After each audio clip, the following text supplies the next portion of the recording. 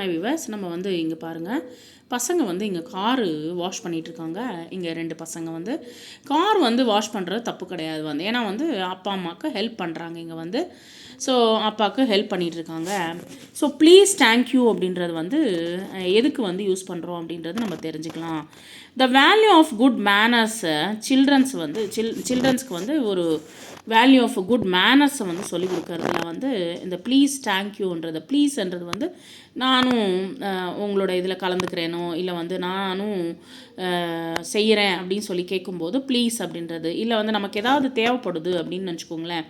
So நம்ம யார்கிட்டையாவது ஏதாவது பொருள் தேவைப்படுது வந்து, அப்போ வந்து நம்ம ப்ளீஸ் அப்படின்றது வந்து நம்ம வந்து சொல்லலாம் வந்து. சொல்லிவிட்டு அவங்கக்கிட்டேருந்து வாங்கிக்கலாம்.